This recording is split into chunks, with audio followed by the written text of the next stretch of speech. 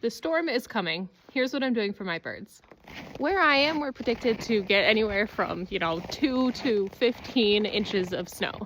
But this is in the south and snow is pretty normal here, so that part doesn't really concern me. However, it is supposed to be colder than usual, and that part I'm doing a little extra to prepare for. The overnight temperatures are predicted to be in the negatives for the next week, which is not crazy, but it is colder than usual.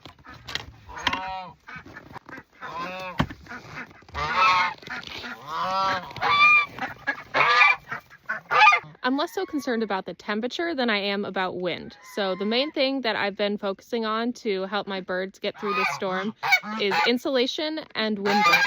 What I've done with the duck house here is piled snow against the sides to help with insulation.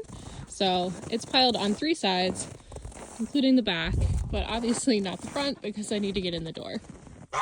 Other than that, what I've done is give them a bunch of straw to bed down in, as well as stapled feed bags along the sides of the house. I don't usually do that for ducks, but with it getting so cold, I thought they could use a little bit of extra insulation.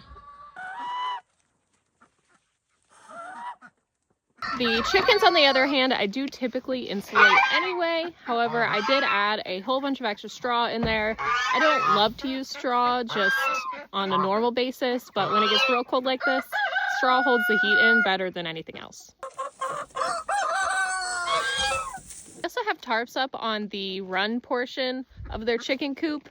Last year I used shower curtains and they did okay, but they were definitely torn up by the end of the season. So I'm hoping that these tarps hold up a little bit better with being more heavy duty. Of course, I'm also making sure that they have plenty of feed to help keep their bellies full and warm during the storm, but my chickens get free fed all the time anyway. Now, with all that being said, it is currently -5 degrees out here, and honestly, it feels like a heat wave compared to how windy and cold it's been lately, so I'm not overly concerned, and we're a bit more nonchalant about the whole storm thing because we're used to it up here.